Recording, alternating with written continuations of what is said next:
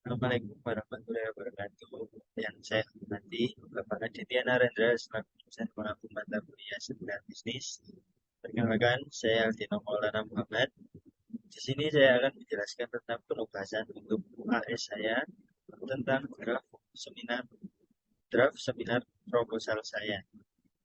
Di sini saya mengambil jurusan pemasaran dan mengambil judul yaitu pengaruh produk, harga, promosi, dan tepat terhadap keputusan pembelian produk thrifting pada akun Instagram Blogger Second.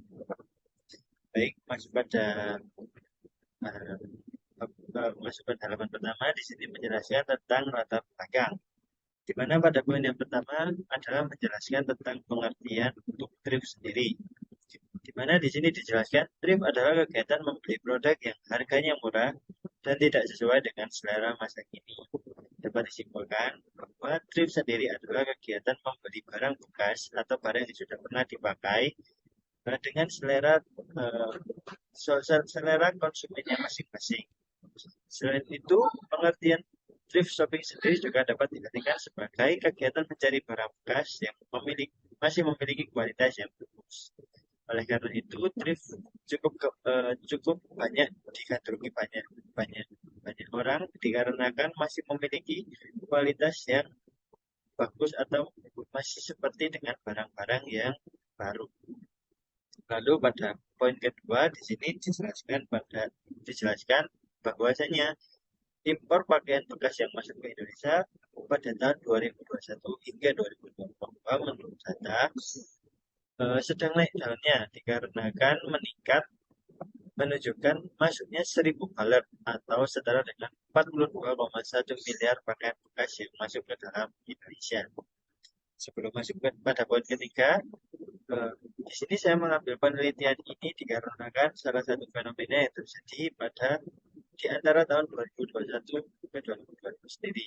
Pada tahun itu, pemerintah sempat melarang adanya transaksi atau penjualan thrifting di Indonesia. Tetapi itu sedikit ada salah paham dikarenakan yang dilarang oleh pemerintah ada di poin ketiga, yaitu thrifting atau berburu pakaian bekas sebenarnya tidak dilarang. Yang dilarang pemerintah adalah menjual barang-barang yang dilarang seperti penjualan barang bekas dari luar negeri. Jadi yang dapat disimpulkan dari poin ketiga di sini, sebenarnya pemerintah tidak melarang adanya transaksi jual beli untuk produk thrifting sendiri di Indonesia. Pemerintah melarang uh, pembelian yang merupakan barang ilegal atau tanpa sepengetahuan dari pemerintah sendiri. Baik, masuk pada selanjutnya yaitu tentang rumusan masalah. Di sini rumusan masalahnya ada empat. Yang pertama adalah apakah harga mempengaruhi keputusan untuk membeli pakaian bekas di luar second. Yang kedua, apakah kualitas mempengaruhi keputusan untuk pembelian pakaian bekas di local second. Yang ketiga, apakah promosi mempengaruhi keputusan pembelian pakaian bekas pada local second. Dan yang keempat apakah tempat mempengaruhi keputusan pembelian untuk membeli pakaian bekas pada local second. Lanjut selanjutnya, ada tujuan penelitian, di mana ada empat sebab di sini. Yang pertama, untuk menganalisis pengaruh adalah harga terhadap keputusan pembelian di local second. Yang kedua, menganalisis pengaruh terhadap kualitas terhadap keputusan pembelian pada local second. Yang ketiga, menganalisis pengaruh antara promosi terhadap keputusan pembelian pada local second. Dan yang keempat adalah menganalisis pengaruh antara tempat terhadap keputusan pembelian pada akun local second. Lanjut pada manfaat penelitian. Di sini manfaat penelitiannya terbagi menjadi dua, yaitu manfaat teoritis dan manfaat praktis. Di sini dijelaskan pada manfaat teoritis sendiri adalah memberikan gambaran kepada peneliti selanjutnya dan mengambilkan gagasan bagi pemangku kepentingan lainnya. Atau bisa diperjelas lagi, mungkin bisa digunakan untuk pemahaman lebih jauh tentang fenomena thrifting sendiri, yaitu riset dapat memberikan informasi lebih dalam mengenai fenomena thrifting baik dalam konteks offline maupun online. Yang kedua, untuk memahami motivasi dari konsumen sendiri, yaitu untuk riset memberikan informasi lebih dalam mengenai fenomena thrifting, baik dalam bentuk offline atau online, untuk membantu memahami motivasi konsumen, termasuk alasan mereka melakukan membeli barang bekas melalui itu, barang bekas online maupun online, barang bekas online daripada membeli pakaian baru sendiri. Terus ada juga menganalisis positif dan negatifnya, di mana analisis dampak positif dan negatif fashion bekas seperti thrifting tersebut sendiri. Lalu pada poin kedua dijelaskan manfaat praktisnya. Di sini dijelaskan penelitian ini berguna untuk pelaku UMKM agar dapat menetapkan bagaimana citra merek, harga, dan kualitas produk mempengaruhi keputusan pembelian. Masuk pada landasan teori. Yang pertama ada bauran pemasaran. Bauran pemasaran menurut Kotler dan Keller tahun 2016 merupakan seperangkat alat pemasaran yang digunakan perusahaan untuk mencapai tujuan pemasaran di pasar sasaran. Bauran pemasaran terdiri dari 4 elemen, yaitu produk, price, place, dan promotion, atau yang biasa dikenal sebagai 4P. Lalu yang poin kedua, di sini menjelaskan tentang keputusan pembelian, di mana keputusan pembelian merupakan suatu aksi atau pilihan ketika salah satu manusia dihadapkan kepada pilihan atau minimal 2 pilihan atau bisa lebih yang melibatkan aspek perhatian, pemahaman kondisi, dan proses pendefinisian dan penerjemahan informasi menurut nomor IDS tahun 2017. Lalu di sini dijelaskan juga